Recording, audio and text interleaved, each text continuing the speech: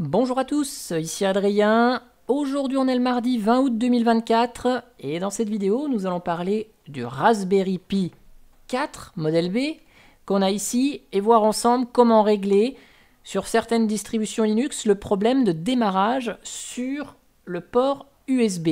Oui, sur le port USB parce que vous savez que sur le Raspberry Pi on peut installer un système d'exploitation sur la carte micro SD qu'on va mettre ici dans l'emplacement prévu à cet effet. Mais même avec une carte micro SD performante, au moins une V30 qui est censée écrire au minimum à 30 émos/seconde, le système il peut être lent. Et puis une carte micro SD, elle n'est pas faite pour encaisser des écritures intensives, elle sera sujette aux pannes. Et ce, malgré des optimisations côté système d'exploitation, côté système de fichiers, etc., etc. Donc, il peut être judicieux d'installer le système sur un SSD que voici, que l'on va connecter sur un port USB 3, parce que je vous rappelle, dans le Raspberry Pi, on n'a pas de port SATA, donc on va le connecter en USB 3 à notre Raspberry Pi, avec simplement un adaptateur, où d'un côté on a de l'USB, et de l'autre on a du SATA. Le démarrage USB, il est activé par défaut sur le Raspberry Pi 4, donc il n'y aura pas besoin de faire quelconque manipulation dessus. Et il faut juste s'assurer qu'on n'ait pas de carte micro SD dessus, sinon il démarre sur la carte micro SD avant de booter sur l'USB. Tout ça c'est modifiable avec l'outil Raspi Config sur Raspberry Pi OS. Bon, on a notre SSD, donc je le connecte ici à mon adaptateur SATA USB. Et puis, je vais le brancher sur le port USB 3. Donc, port bleu ici. Évidemment, on adore l'USB-C parce qu'on n'a plus de problème de sens avec. Je vous mets ça comme ça. Je vous démarre le Raspberry Pi. Je vous bascule sur la carte d'acquisition. Et vous allez voir que le système ne va pas démarrer correctement. Donc, dessus, j'ai installé Fedora Linux. Donc vous voyez la Fedora démarrer. On va voir le grub de Fedora. Hop, et c'est parti. Donc là, notre système Fedora Linux démarre. Et vous allez voir que ça va bloquer un petit moment avant de nous afficher un beau message d'erreur. Alors sachez que, bien que Raspberry Pi ait un système d'exploitation dédié, le Raspberry Pi OS, que ce système d'exploitation il est optimisé pour Raspberry Pi, il va très bien fonctionner, il est tout à fait possible d'installer n'importe quelle autre distribution Linux dessus qui va vous proposer une image ARM à Arch64, l'architecture processeur. Donc vous allez pouvoir installer Alma Linux dessus, Fedora Linux, Ubuntu, Manjaro, bref, toute distribution Linux qui a une version disponible ARM64 ou qui a une édition spécifique Raspberry Pi. Et ce, que ce soit sur un usage serveur ou bureautique. Bien sûr, avec un usage bureautique, on préférera quand même avoir un peu plus de RAM que ce Raspberry Pi qui n'a que 2 Go de RAM. Donc ici, on arrive sur ce type de message. On voit beaucoup de failed. Au-dessus, on a des BTRFS error. Donc c'est pas du tout un problème du système de fichiers. Non, il fonctionne bien. Et d'ailleurs, pour vous le montrer, j'éteins le Raspberry Pi et je me mets simplement sur l'USB 2. Je redémarre et vous allez voir que le système Fedora Linux va parfaitement démarrer en USB 2. Pareil, je vous accélère. Il n'y a rien d'extraordinaire à voir le système démarrer. Et voilà, on arrive sur l'écran de connexion GDM. Donc notre système a bien démarré et le souci, c'est que notre adaptateur USB ici se comporte pas tout à fait comme prévu, ce qui empêche de démarrer sur le disque qui est branché à celui-ci.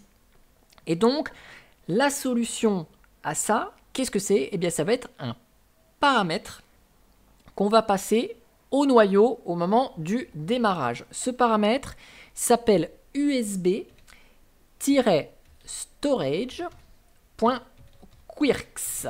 Donc, ce paramètre, il est utilisé dans le noyau Linux pour gérer des comportements spécifiques de certains périphériques de stockage USB, USB-storage, qui bah voilà, se comporte pas tout à fait comme prévu, on voit ça démarre pas. Les quirks, ou en bon français on pourrait dire les particularités, ce sont des ajustements ou des exceptions qui vont permettre au noyau de traiter correctement ses périphériques. Donc ce qu'on va faire, on va ajouter ce paramètre-là avec des options derrière, évidemment, on va arriver dans le détail, pour que notre Fedora Linux démarre bien en USB 3.0. Donc ce que je vais faire, je vais me connecter sur la machine directement.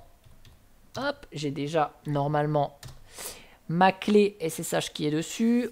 Nickel, je rentre tout seul.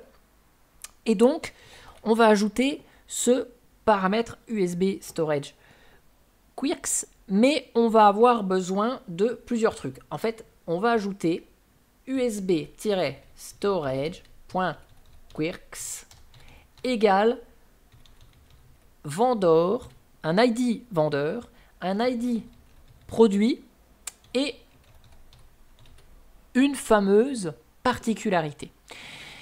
Vendeur de point produit, ça va être pour identifier notre adaptateur USB, pour que ça s'applique que à celui-ci. Et quirks ici, ça va être une valeur qui sera la valeur U, ou en hexadécimal c'est 0x0004, qui est souvent utilisé pour forcer le noyau à traiter des périphériques comme un périphérique de stockage USB, qui peut avoir des soucis. Donc on va le forcer en périphérique de stockage USB. Et vous allez me dire, bah oui mais Adrien, comment on obtient le code vendeur et le code produit de notre adaptateur? Eh bien c'est pas très compliqué. On va utiliser la commande ls usb qu'on a déjà vu dans une vidéo. Donc ls usb ici. Donc là c'est écrit en gros, c'est bien pour vous. On a mon adaptateur J-Micron Technology, J-Micron Technology SATA 6 gigabits. Et vous voyez, on a un ID ici. Et le 152D, c'est l'ID vendeur de J-Micron. Et 0578, c'est l'ID du produit. Donc la ligne qu'on va ajouter, ça va être tout simplement usb-storage.quirks. Et on va lui dire 152D 2.0578 2.U. Et donc pour ajouter ça directement au démarrage, on va le faire comment? Eh bien on va le faire de cette façon là. Vous avez la façon j'édite le fichier etc défaut grub, je vais sur la ligne cmd line linux, j'ajoute à la fin et ensuite je régénère le grub. Ouais, ça c'est les méthodes manuelles qui vont fonctionner quelles que soient les distributions Linux. Vu qu'on est sur Fedora, j'en profite pour vous montrer la commande grubby. Grubby qui va ajouter dans etc défaut grub l'argument qui va bien et qui va nous régénérer le grub comme un grand. Donc on fait ça comment? On fait avec la commande grubby, on lui dit ajoute-moi les arguments suivants, donc ce qu'on a dit, usb-storage.quirks 152D 2.0578 2.U, ici, et on va lui passer une autre option, c'est -update-kernel all, comme ça va, en plus d'ajouter dans etc défaut grub à la ligne qui va bien ces arguments-là, ça va en plus régénérer le fichier grub.cfg pour tous les noyaux. Donc je valide. Vous voyez, la ligne, elle s'est juste validée, m'a rien dit de plus. Et cette fois-ci, si je fais un cat etc défaut grub, il m'a ajouté automatiquement mes options à la ligne grub cmd line linux. Il m'a régénéré le fichier grub.cfg. Donc je vous montre ici, on est sur l'USB 2. Je vous fais un petit cat. On est là pour apprendre des commandes. Hein. /proc cmd line. Vous voyez la ligne de commande qui a été utilisée au démarrage. Donc il m'a chargé ce noyau là avec tout ça comme paramètre. Donc j'ai pas le fameux USB storage quirks. Je vais arrêter le système. Donc je bascule sur la carte d'acquisition. le système est arrêté. J'éteins le Raspberry Pi. Je me remets en USB 3, donc sur les ports bleus. Je rallume le système. Et vous allez voir que grâce à ce petit argument magique, eh bien, notre adaptateur SATA USB va parfaitement fonctionner. Donc je vous accélère le démarrage de la Fedora, il n'y a rien d'extraordinaire. Donc vous n'avez pas vu parce que à chaque fois j'ai accéléré le démarrage, mais ça a quand même démarré un peu plus vite. On est sur l'USB 3 et vous avez vu, mon système est parfaitement opérationnel. Si je vous enlève la carte d'acquisition, que je me reconnecte sur la machine et que je vous refais un cat/proc cmdline, vous voyez bien que à la ligne de commande, on a au bout notre argument USB Storage Quirks qui a été ajouté. Et donc cette fois-ci, on a notre Fedora qui est fonctionnel, nickel, sur le Raspberry Pi. Et le tout connecté en USB 3.0. Donc à partir de là, bah, je fais ce que je veux. Hein. J'utilise ma Fedora comme d'hab, hein, DNF upgrade, -Y par exemple, pour mettre à jour le système. Donc j'ai installé la Fedora il y a quelques minutes avant la vidéo. J'ai juste ajouté, j'ai juste terminé la post-installation. Et donc là, je peux mettre à jour mon système Fedora et vous allez voir, ça va marcher nickel, quoi. On a notre Fedora Linux qui est fonctionnel et qui est là sur un SSD SATA. Donc ce sera beaucoup plus vite, beaucoup plus rapide pour mettre à jour le système, pour l'utiliser dans des conditions correctes.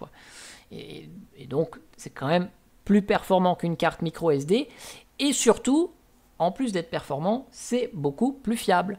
En tout cas, j'espère que cette vidéo sur la correction de ce petit problème de démarrage en USB 3 vous aura plu.